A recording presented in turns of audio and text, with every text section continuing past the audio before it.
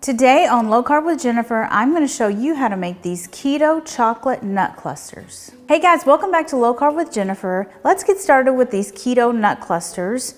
I've already got all of my ingredients ready to go, so I'm just going to go over those very briefly.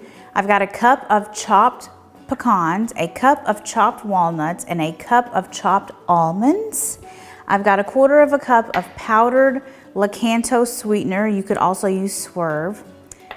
I've got 2 tablespoons of coconut oil, and I'm going to add that to this bowl in just a minute. And I've got my hemp hearts. This is a quarter of a cup of hemp hearts, and they just add some nuttiness, even more nuttiness, protein. They're really good in a recipe like this. I'm going to be using Lily's chocolate chips. You know, Lily's chocolate chips are perfectly keto-friendly, sugar-free, and they're available in most grocery stores. You can buy milk chocolate chips.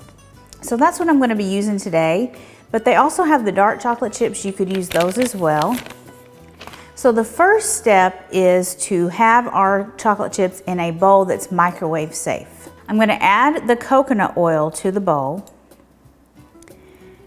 And there's 2 ways you can go about this. You can microwave the chocolate chips, which is what I'm going to do, or you can put the bowl on top of a pot of simmering water and stir it as the chocolate chips melt. But I'm going to do microwave because that's what I like to do. I love easy. So I'm going to do 30 seconds and then stir, and 30 seconds and stir, and I'm going to keep doing that until the chocolate chips are almost all melted. It'll probably take 2 rounds of 30 seconds. And then after that, I'm just gonna do 10 seconds, just until the chocolate chips are completely melted. Okay, our chocolate chips are melted.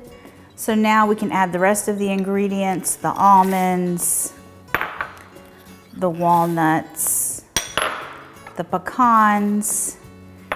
Remember, we had 3 chopped cups of each, 1 chopped cup of each, and a quarter of a cup of hemp hearts, and a quarter of a cup of powdered sweetener. So now we just need to mix all of this up with our chocolate.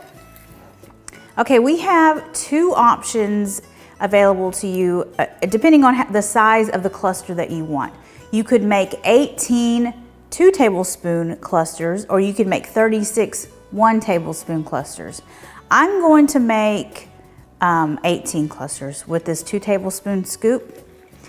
So I'm going to get an even scoop and drop it down on the parchment paper sheet.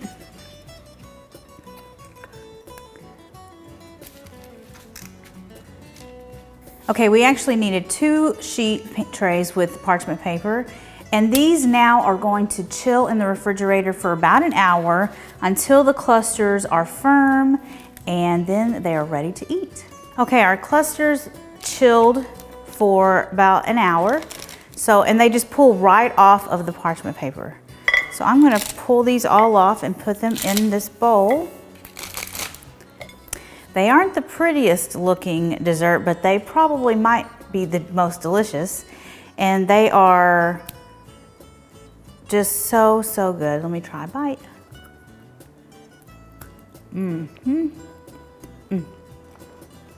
Those are so good. With the milk chocolate chips. You're gonna wanna keep these in the refrigerator for up to probably a week or 2. Or you can keep them in an airtight container in the freezer for a couple of months, and then you've got sweet treats. You can just grab one out of the freezer anytime you want one. So be sure you check out this recipe. Thank you so much for watching, and I'll see you guys next time. Bye.